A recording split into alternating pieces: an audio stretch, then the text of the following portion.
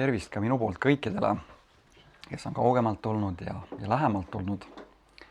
Ja suur tänu muusikutele, väga hästi valitud laulud, väga hea sõnumiga. Usk, imed, terveks saamised, issanda Jeesuse Kristuse kallis veri, kõik sellised väga olulised märksõnad ja sellised võidukad laulud sobivad hästi selle sõnumiga, mida ma tahan jagada teiega edasi. Eelmine nädala reedel me olime siis Kohilas ja rääkisime seal nagu ikka, eks ole, usust, osadest issandaga.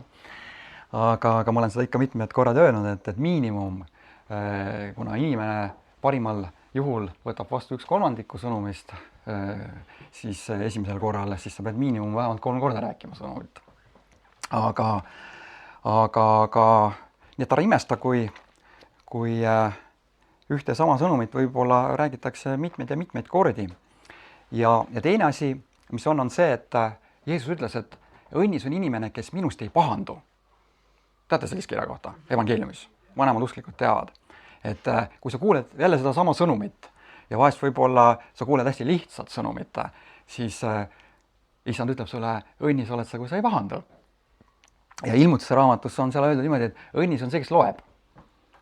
Nii et kui sa tahad olla õnnis, loe Ilmutuse raamatut, loe piiblit ja on garanteeritud see, et sa saad õnnistatud.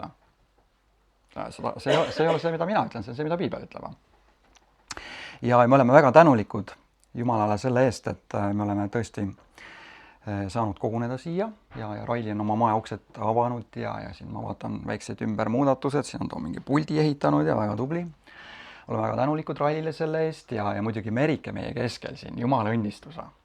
Et kõik need ained, mis Jumal on tema sisse pannud ja need ilmutused ja nägemused ja siis kui see on täpselt niimoodi, et kui sa tunned ennast natukene vanema inimesena, sa saad unenägusid ja siis kui sa tunned, et ütled issand talle, et ma tunnen ennast täna nooremana, siis ta annab sulle nägemusi ja siis ilmutusi ka sinna juurde veel.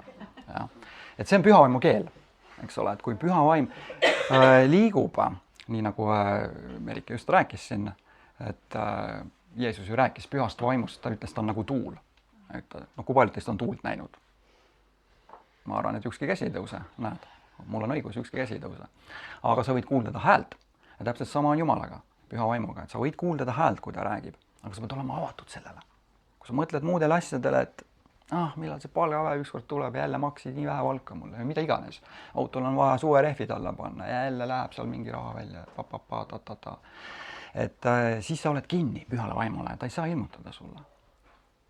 Aga kui sa tuled siia sisse, see ülistus oli tõesti väga hea ja sa isegi, kui need mõtted sind ka niimoodi ründavad, siis sellise ülistamise ajal see fookus läheb paika. Mul küll kohe läks paika. Ma tulin ka enne siia, liiklus oli veits siuke, nagu ta oli. Õnneks mitte vist nii umbes, kui seal Merikese tänalinnast, ta ütles, et liiklus oli väga kinni, istus seal kuskil ummikus, aga ikka sul tekivad sellised emotsioonid, et mida see nüüd keerab siia vahele ja mis asja see siin üldse sõidab, suunatulli näitaja ja nii edasi. Aga kui sa tuled sinna, kus on Jumala rahvas ülistamas seda edasi, siis Jeesus ise ütles, et kus 2 või 3 koos on tema nimel, seal on tema meie keskel, meie läbi, meie sees, meie ka. Nii et me oleme siin tema nimel ja temaga koos, me kummardame, ülistame teda ja palvetame ka. Ja kui sa oled temaga koos, siis mis juhtub? Sa kuuled ta häält. Kui sa oled temaga koos, mis juhtub? Usk tuleb.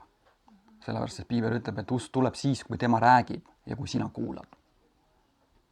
Ta võib rääkida, aga kui sa ei kuule, või sul see nii-öelda see sagedus, nagu see vanakooli raadiod, siukte suurte ketasega, tead, otsisid seal omal seda õiget lainet, on. Et kui sa ei ole õigel lainel, siis ongi mingi müra seal, et sahinad ja kahinad ja mingi võib-olla muus keeles tuleb see sõnum sealt. Ja veel kord ma ütlen, et õnnis on inimene, kes issandast ei pahandu. Et mis see lause tähendab? See tähendabki seda, et näiteks, nagu ma ütlesin, kui sa kuuled võib-olla juba 101. korda sõna usk, siis selle asemel, et pahandada, ütled halleluuja, tänu issand, tuleb jälle see väga hea sõnum, mu usk hakkab kasvama. Ja see on väga hea. Et kui sa oled sellise suhtumisega. Ja täna siin me kindlasti tahaksime palvetada pärast siis, kui ma lõpetan, et sa siis Merike siit ära ei hiili enne, kui ma lõpetan.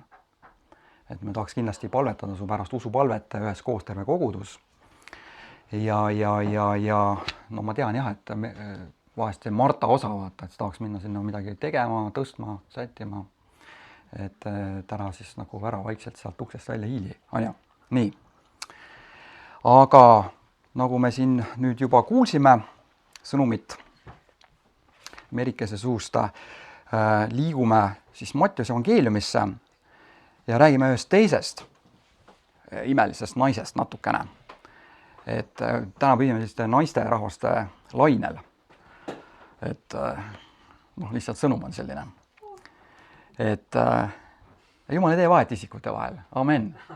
Et igast õpetusi liigub ja piibliga on ka see lugu, et leitakse huvitavaid kirjakohti ja ma ei hakka muidugi täna sellest rääkima, et mis iganes kuskilt kontekstist võetakse välja mingid kirjakohad ja siis ehitatakse sinna peale terve õpetus ja selle õpetuse peale veel terve mingisugune liikumine ja kõik on nii õiged seal.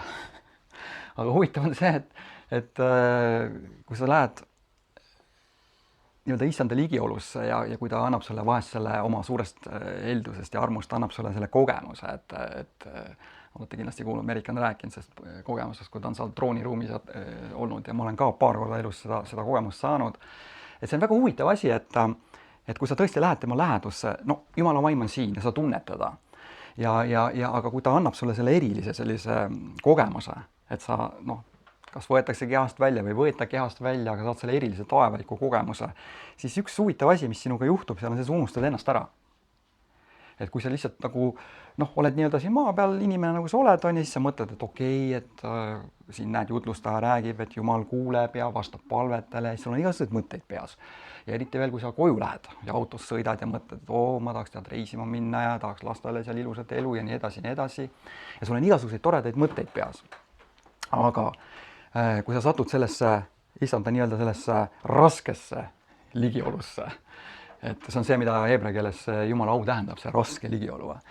Et siis järsku sa nagu unustad ennast ära. See on täpselt niimoodi ongi, et sa unustad ennast ära, kõik need palved nagu unustad ära ja ainukene asi, mida sa teed, mul eelmine aasta oli see kogemus, just oligi niimoodi, et sa nagu, sa ei oskagi mitte midagi muud seal öelda või sa nagu justkui vaatad ennast kõrvale, et mida sa nagu teed selles ligiolus ja sa lihtsalt kiidad issandat.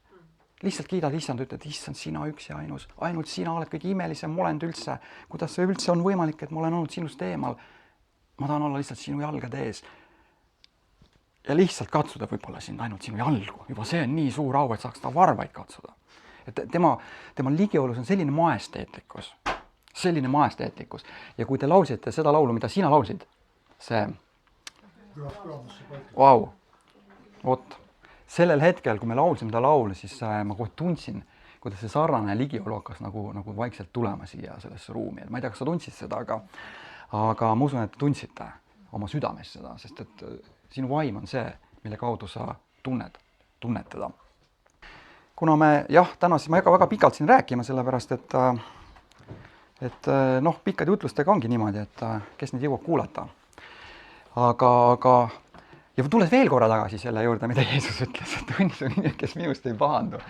Et mulle endale, ma olen tõepoolest hästi vaimustuses sellest, et mulle endale kõige rohkem meeldib lugeda evangeeliumeid. Kunagi mulle meeldis lugeda neid kirju, aga mida aeg edasi läks, seda rohkem hakkasid mulle meeldima evangeeliumid. Ja geniaalsed asjad on lihtsad. Ma ei mäleta, kes see tarkpea niimoodi ütles, aga ma olen 100% nõus sellega. Geniaalsed asjad on lihtsad. Ja kui sa vaatad Jeesuse sõnumeid, see oli Jeesus ise. Mitte lihtsalt prohvet Natsaretist, vaid piibel ütleb tema kohta, et on nähtamatu Jumala nähtav olemine. See kõlas nüüd teoloogiliselt, niimoodi natuke võib-olla keeruliselt, aga ta on nähtamatu Jumala nähtav olemine. Jumala poolt antud sellises keeles, millest meie inimesed aru saame. Kui ta tuleks mingisuguses muus vormis ja viisil, siis meil oleks väga keeruline aru saada. Kui ta tuleks sipelga kujul näiteks, siis meil oleks nagu raske teda mõista. Aga just Jeesus inimesena, ta on see nähtamatu Jumala nähtav olemine. See teeb asja oluliselt lihtsamaks. Ja ta rääkis niivõrd lihtsatest asjadest. Ja mulle meeldivad lihtsad asjad. Lihtsad asjad vaimulikus mõttes on väga head. sellepärast et siis ei jää väga palju nagu võimalusi miljoniks erinevaks seletuseks. Eks ole? Ja üks usu suurimaid vaenlasi ei ole mitte saatan, vaid on segadus. See on sama asi, kui sa lähed näiteks poodi. Ma ei tea, mis su kodupood on, Prisma või mis iganes. Ja sa seisad selle juustuleti ääres seal. Kui palju teist on seal segadust tundnud? Sa vaatad, seal on nagu 100 erinevat juustu. Sa mõtled, mida siit osta tead? Mida siit osta? Ja sul on nagu üks hääl ütleb sulle, et võta kitse juustu. Teine hääl ütleb, et võta lehma juustu. Võta seda juustu, võta toda juustu. Lõpuks ma olen just ilma juustuta, ma ostan vorsti varem. Et okei, siuke lihtne näide, aga see on segadus, mis tuleb inimene sisse. Teiste sõnadega, mida Jeesus ütles, kaksipidi mõtlemine. Kui sa mõtled, ei mõtle kaksipidi oma südames, vaid usud. Kaksipidi mõtlemine ja segadus on usuvaenlased. Ja kui Jeesus rääkis, ta rääkis hästi lihtsatest asjadest. Apostel Paulus, ta oli selline haritud teoloog. Issand päästis ta ära, pani ta oma teenistusse, aga kuna tead, see on nii, et kuidas öeldakse, et vanale koerale uusi trikke ei õpeta ja Apostel Paulusega oli ka see lugu, et osad vanad kombed tulid talle kaasa sinna.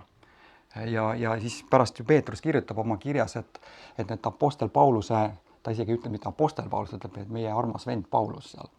Et inimesed loevad neid tema kirju ja siis väänavad ja keeravad neid ühele poole ja teisele poole. Lõpuks ei saa nemad mitte millestki aru ja need, kes neid kuulevad, ka mitte millestki aru ei saa. Aga Jeesus rääkis hästi lihtsatest asjadest. Ja vahest võib-olla on niimoodi, et sa kuuled neid lihtsaid asju ja mingi hääl ütleb sulle, sa oled seda juba 100 korda kuulnud. Sa oled seda juba 1,000,000 korda kuulnud. Aga see on üks ohtlik kohta. Sellepärast, et vaata, võib-olla sa oledki.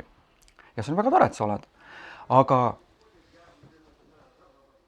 Ja see ei ole isegi nii oluline, et sa kuuled, et nüüd mida Marek räägib siin, ma ei tea, järgmised 20 minutit või 30 minutit, vaid oluline on see, et sa kuuleks, mida Püha Vaim ütleb sulle. Läbi ühe lause, läbi teise lause, mida iganes. See on oluline, sest ta tahab öelda sulle täna midagi. Sest ta ütleb ju seal, et täna on see päev, päästepäev, eks ole. Täna on see päev, kus ta räägib. Ja nagu me eelmine kord seal Kohilas rääkisime, et laulus 119 näiteks, ka mujal on ka öeldud, aga seal on näiteks öeldud, et issanda käsuõpetus ehk issanda sõna, tema hääl, see, mida ta on öelnud, tema sõnad, on rohkem väärt kui kullakoormad. Kullakoormad, eks ole. Et mõni pole elus võib-olla kullakangigi käes hoidnud, mis kullakoormatest me siin veel räägime. Aga ta ütleb, et see on isegi rohkem väärt.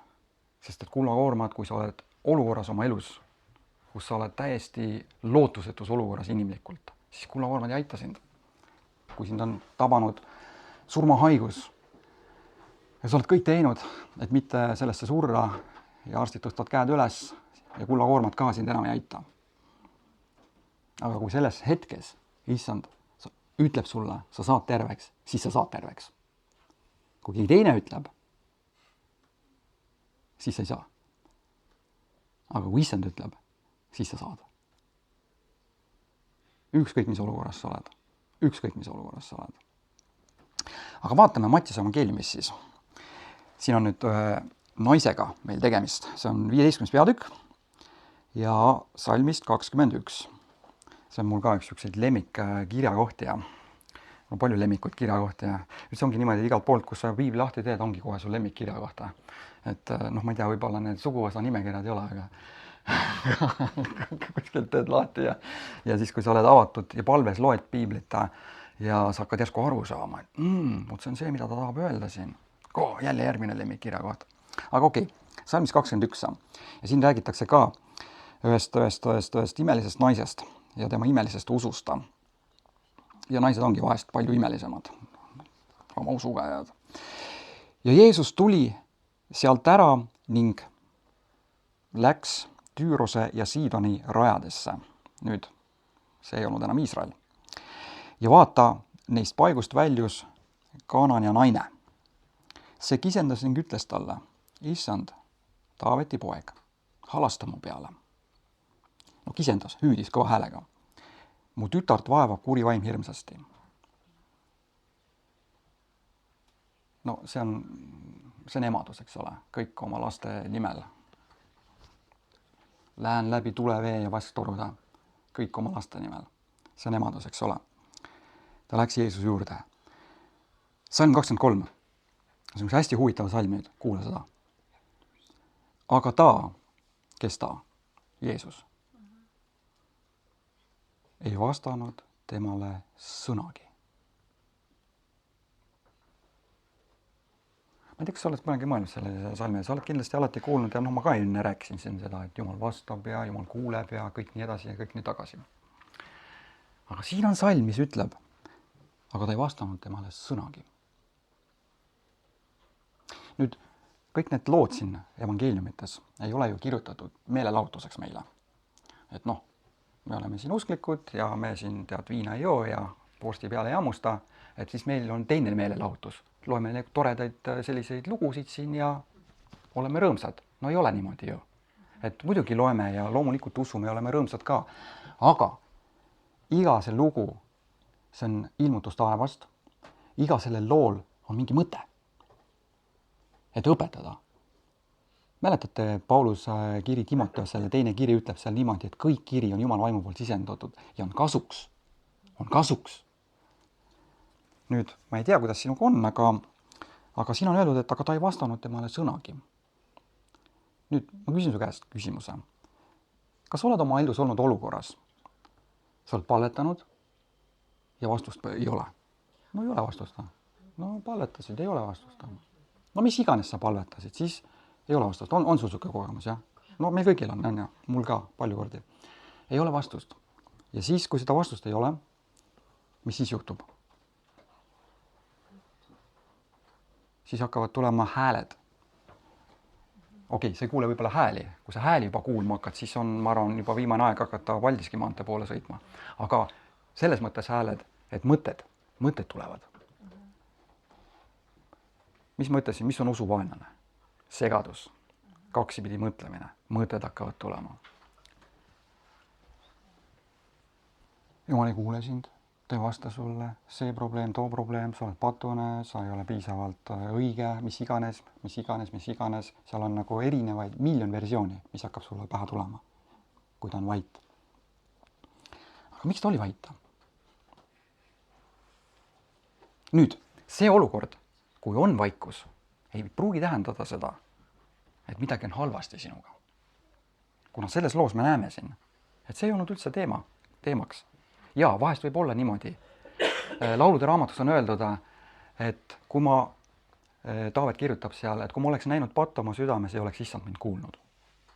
Selline kirjakoht on. Aga me ei räägi täna sellest. Aga ta ei vastanud temale sõnagi. Siis tema jüngrid astusid ta juurde, palusid teda ning ütlesid, saada ta ära, sest ta kisendab meie taga. Ta oli juba nagu selline, kuidas öelda, vastust ei tulnud, see naine käis seal nagu kisendas või hüüdis kõva häälega rääkis seal. Ja hakkas tekkima selline natukene piinlik olukord juba. See hakkas nagu närvidele käima. Kui paljudel teist on inimesed sellised olukorrad vahest, et miski hakkab sulle närvidele käima.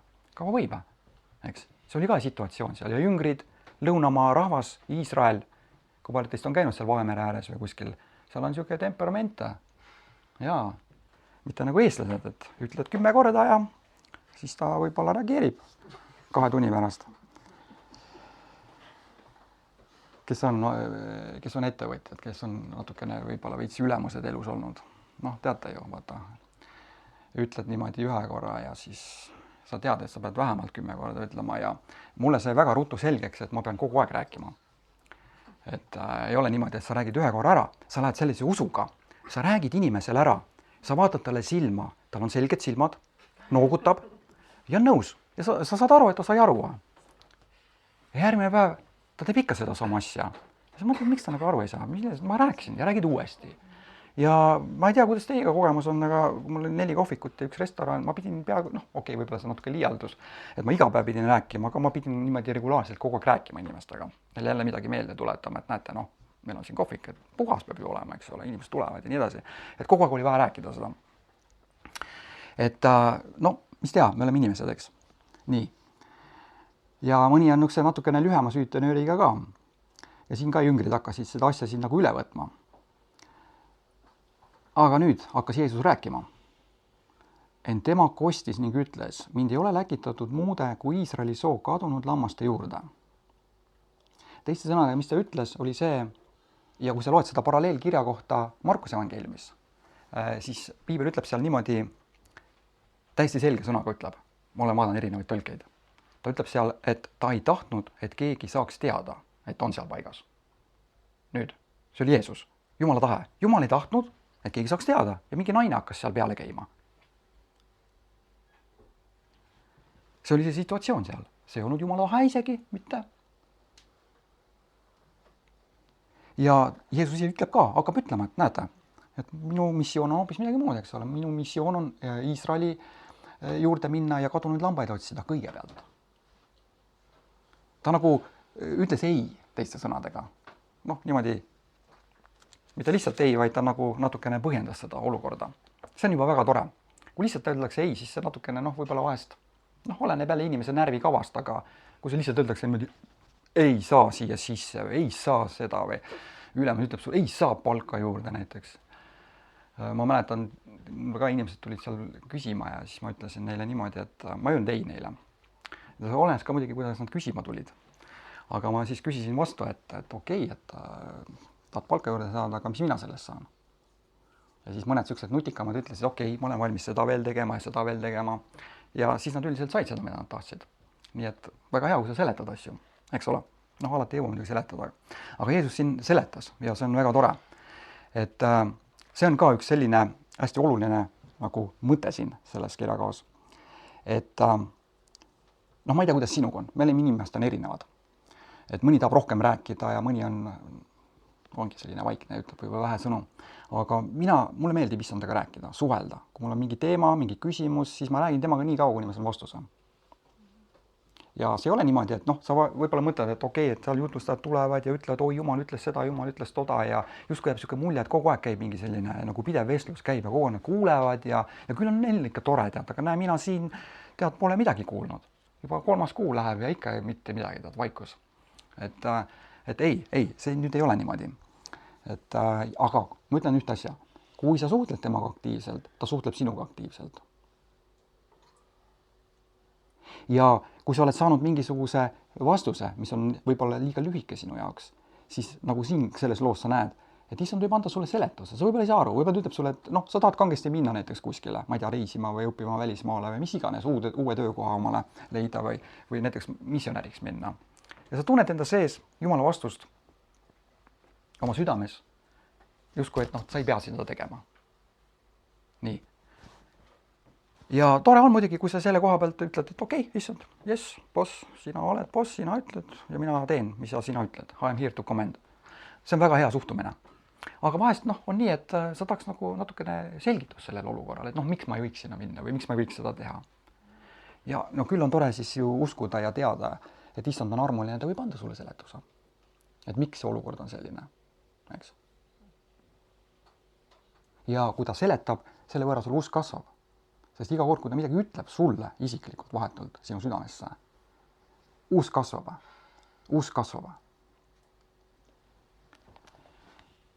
Loeme edasi. Nii vaikne on siin. Oled üleval ikka või? Nii, nüüd see tõeline naine siin. Ja muuseas, kui te loete evangeeliumi lõppu, ka tõelised naised, kes uskusid, et Jeesus on üles tõusnud, siis nad rääkisid nendele apostlitele, need parannid ei uskunud. Nii et naised on tublid. Kuid naine tuli, jäta nüüd meelde see tuli, see sõna. Vaata, ma räägin niimoodi, ma pean seda aeg-ajalt ütlema, sest ma tean, kuidas saatan inimeste mõistustega töötab. Sellepärast ma pean aeg-ajalt ütlema neid asju nagu üle ja üle jälle.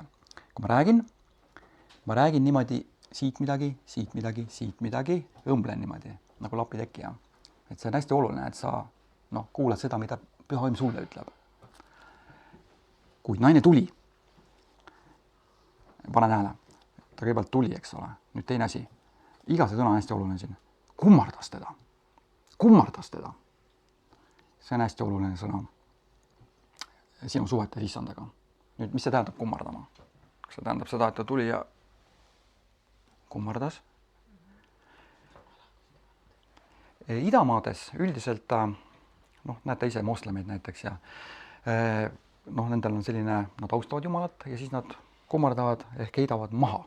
Et see on see tegelikult, mida see kirjakoht või sõna kummardama tähendab piiblis. Heidavad maha. Ehk see on nagu totaalse, täieliku alistumise märk. Samal ajal tunnustades seda ühte ja ainust. Kas me peaksime kogu aeg siia kõhuli maha viskama? Ei. Aga selline peaks olema sinu südame hoiak, kui sa suhtled issandaga. Sest et see on üks hästi element, üks hästi oluline element selleks, et üldse saada temalt vastust. On see, et sul on selline südame hoiak. Kui sa niimoodi juba tuled tema ette, siis on juba väga suur nii-öelda samm tehtud selleks, et sa kuuleks ta häält. Ja ma tean ausalt, kuulda tema häält. See on üks parimaid asju sinu elus, mis üldse võib juhtuda. Sest kui sa ei kuule teda, siis ei juhtu mitte midagi üle loomulikku sinu elus. Ja okei, vahest võib-olla juhtub, kui sinu pärast keegi teine palvetab. Ja. Aga noh, nagu sa isegi tead, on ju inimesi, kelle pärast on palvetatud 1 miljon korda ja midagi ei ole juhtunud. Nüüd on aega otsima ise hakata Jumalat. Kuid naine tuli, kummardas teda ning ütles, issand, aita mind. Nüüd see sõna issand, teate, ma olen varem sellest rääkinud. Issand. See on see sama, ta ütles sõnadega seda sama, mida ta tegi seal füüsiliselt. Ta kummardas teda, ta tunnustas teda kui issandat. Kui tema ütleb, nii on, me ei vaidle sellega. Okei, sa võid vaielda. Taavet ka rääkis ja olid prohvetid, kes seal Joona näiteks vaidles. Aga Joona vaidlused viisid teda kuhu? Viisid teda merre, kalakõhtu, nagu piibel ütleb. Ja seal ta sai aru, et noh, pole mõtet vaielda kõige vägevamaga. Parem on alistuda. Kõik läks hästi Joonaga, mäletate. Ta oli ka sükene natuke see lühikese süütenööriga mees. Võite lugeda, väga hea raamat kusjuures. Lühike, ei võta väga kaua aega.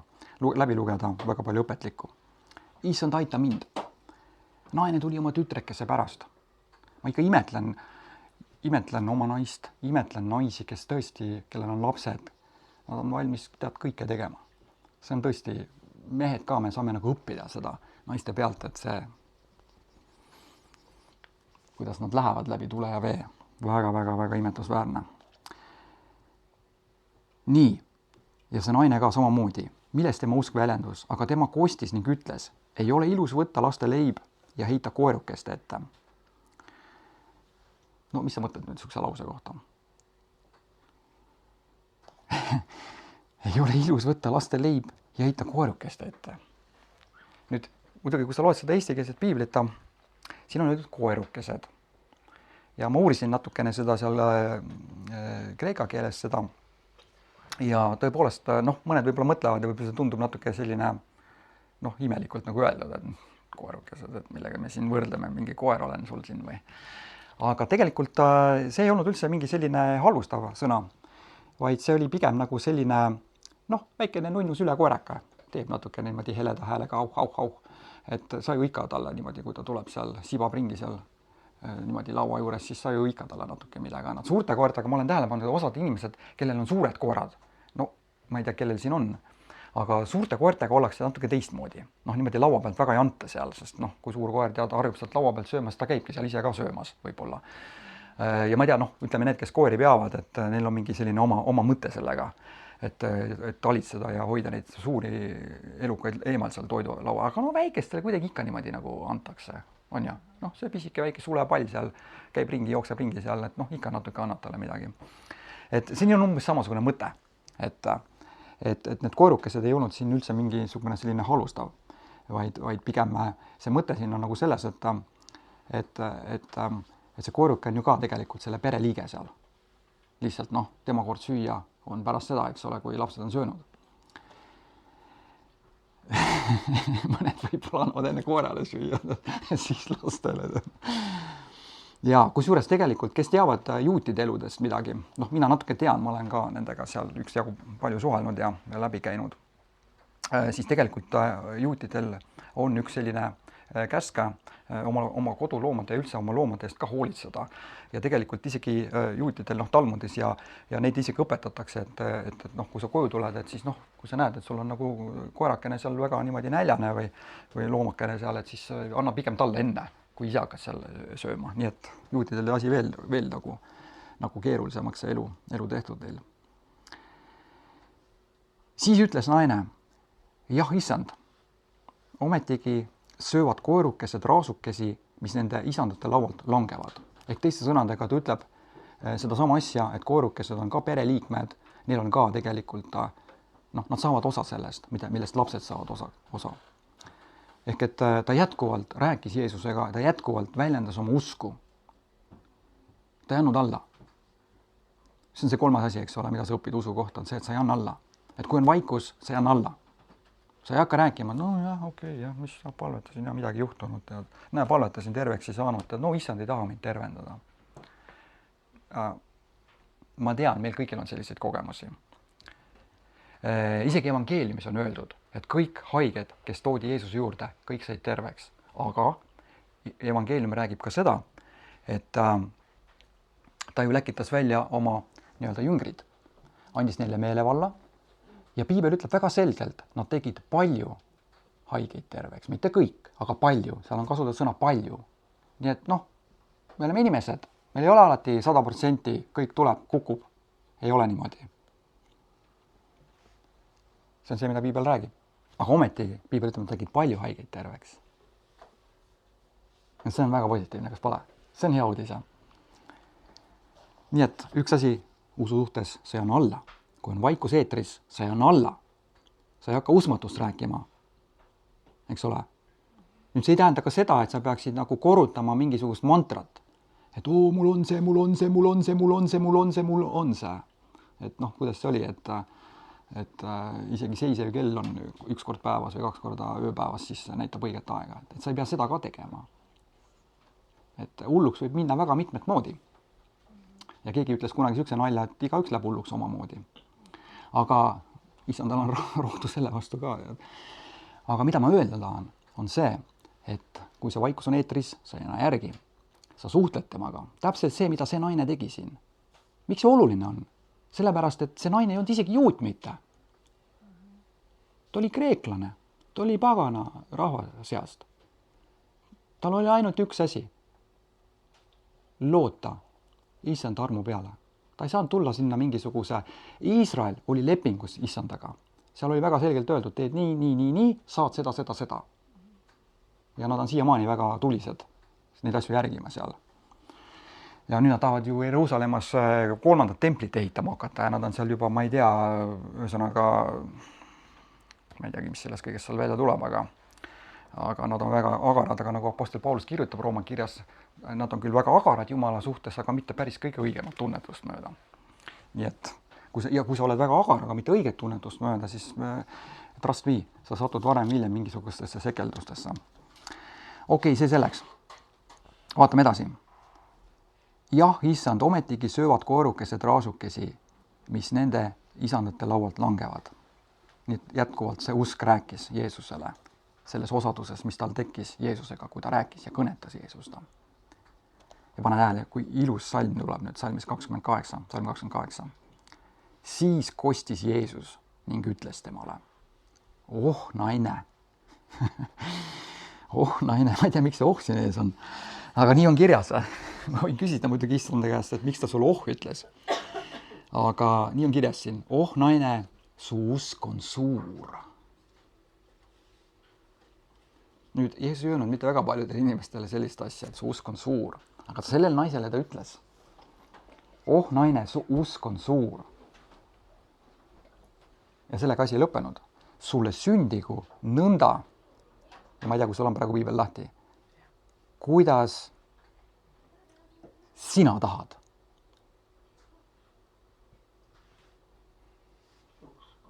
See on võimas. See ikka korralikult, ütleme niimoodi, loksutab su teoloogiat. Ma alati mõtlesin, et nii nagu tema tahab. Ei, siin on öeldud, kuidas sina tahad.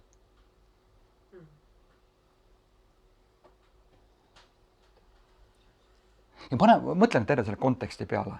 Jeesus ju ei tahtnud, et keegi tuleks tema juurde. nüüd see, et ta ei tahtnud, noh, see on ju väga selline tugev nagu asi, on ju, kui ta ei taha ja ometi see naine pressis sealt läbi ja siis ta hakkas talle rääkima ja selgitama, miks ta ei taha. See naine ikka jätnud järgi ja Jeesus nimetas seda tegevust milleks? Suureks usuks.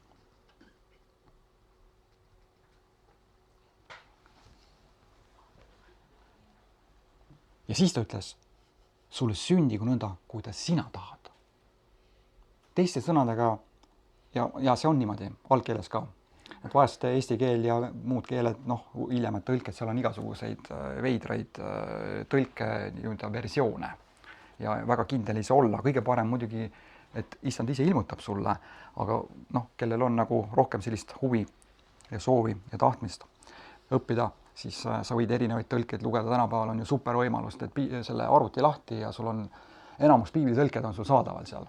Võid võrrelda ja hommikust õhtuni sellega tegeleda, niikaua kuni nälg ja võlg tulevad. Vahepeal peab tööl ka käima, tead. Sest need tulevad ju küsimata, tead. Mul väga ei küsi, tulevad lihtsalt. Oh, naine, see usk on suur. Teiste sõnadega, mida see kirjakoht ütleb, on see, et issand, ta võib teha sulle kõike, kui see usk on suur temasse. Isegi kui see ei ole päris tema tahegi mitte. Ainult üks tingimus on seal. See on see, et see sinu soov ja tahtmine ei saa olla tema olemusega vastuolus. See on ainukene asi. Mõtle, sest Jeesus ütles, kõik on võimalik sellele, kes usub. Kui ta sellise veksli välja käis, siis ta ikka pidi, ütleme, no see oli väga-väga niisugune maksimalistlik statement, ütleme niimoodi. Öelda selline asi, kõik on võimalik sellele, kes usub. Ma olen mitmed korrad selles kirjakohast temaga rääkinud ja ta on öelnud mulle, jah, ta mõtleski niimoodi. Mida ma teen ühele, seda ma teen ka teisele. Ja ainukene piirang seal on see, et sa ei saa paluda teda, uskuda teda asjades, mis on talle nii-öelda temale loomuvastane. Sa ei saa näiteks, kui sul on halb päev olnud ja sa oled natukene pahur, võib-olla kogu maailma peale, siis ei saa paluda ja uskuda, et issand, pane kogu see maailm põlema ja jäta mind üksinda järgi siia. Sest ta ei tee seda, eks. Või mingit muud absurdset asja. Need on asjad, mis on talle nii-öelda tema loomuvastane, ta ei tee neid asju. Aga kõiges muus isegi, näete, siin selles kirjakoht me näeme, et see on isegi hetkel tema tahegi mitte.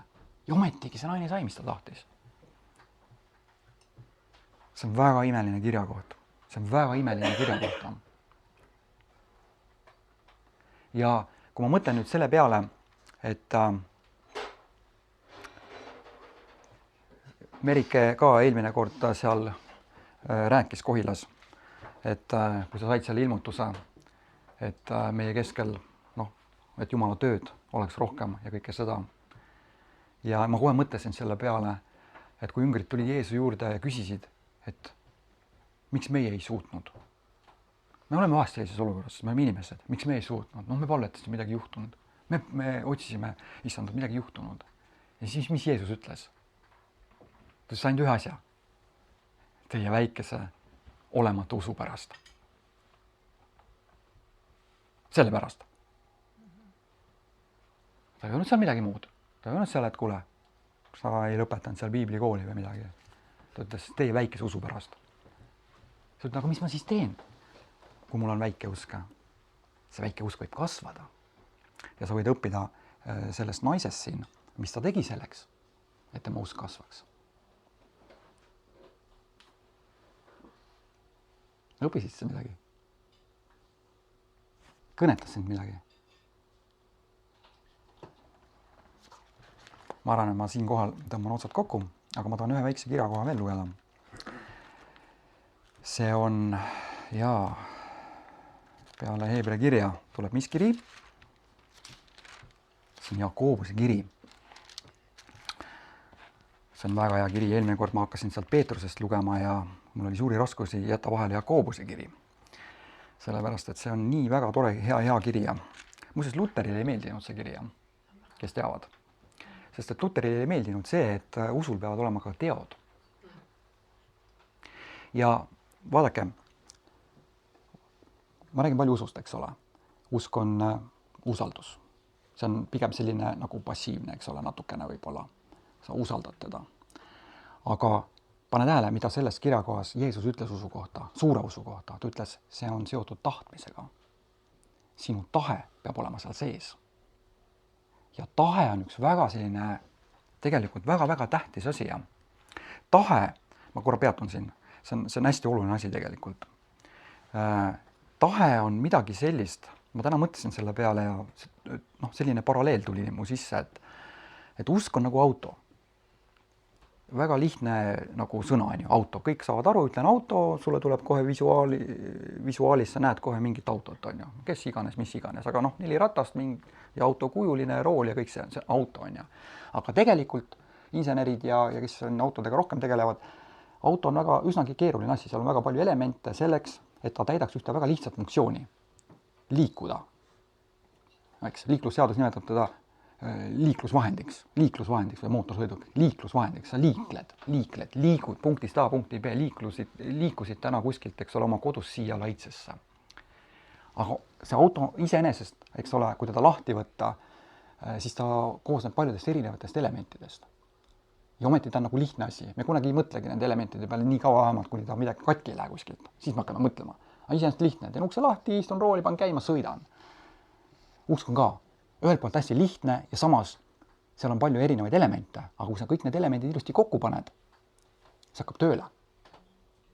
Aga tahe seal sees on selline asi nagu autos on see, et sa paned käigu sisse ja siis hakkab see nii-öelda see vedu seal peale. Eks?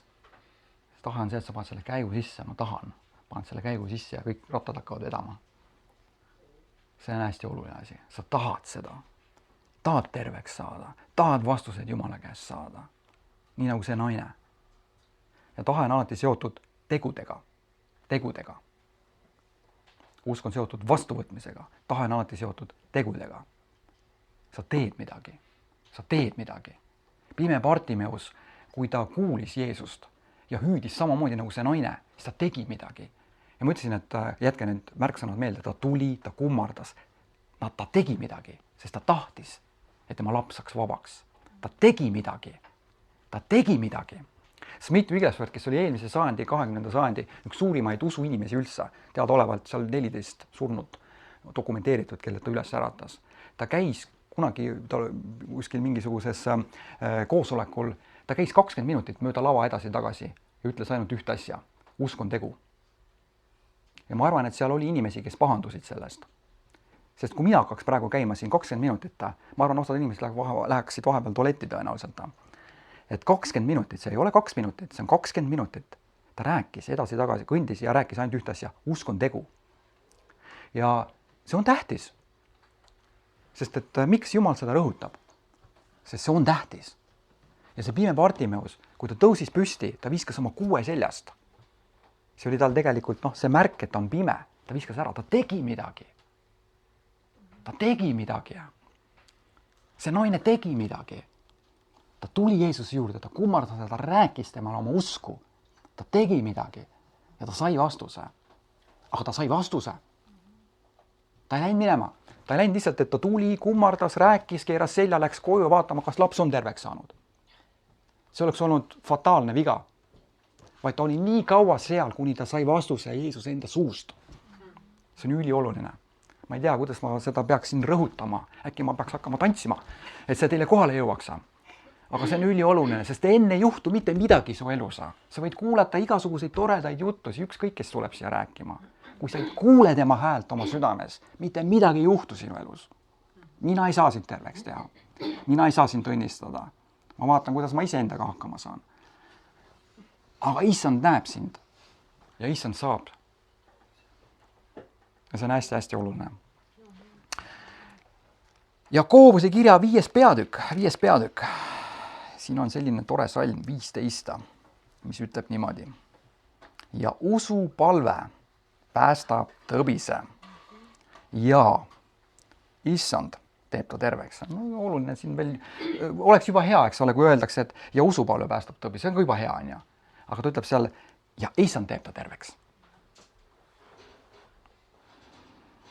Ja kui ta on patu teinud, siis see antakse temal andeks. Vahest võivad olla haigused, mingisuguse patu tagajärg ja see ei tähenda mitte alati moraalset pattu, see võib olla, et sa teed midagi oma elus valesti. Mis iganes, see ei pruugi olla moraalne patt, see ei ole alati, kui piibel räägib patust, see ei ole alati moraalne patt, et noh, ma ei tea, rikkusid abielu. See on ka kindlasti üks põhjus, mäletate, Jeesuse juurde tuli ka inimene, keda ta tervendas ja ütles, ära rohkem nii tee. Ja usupalve päästab tõbis ja issand teeb ta terveks ja see on see, mis on siin kirjas ja see on see, mida issand teeb. Mina ei tee, minu ülesanne on usupalve paluda, issand teeb terveks.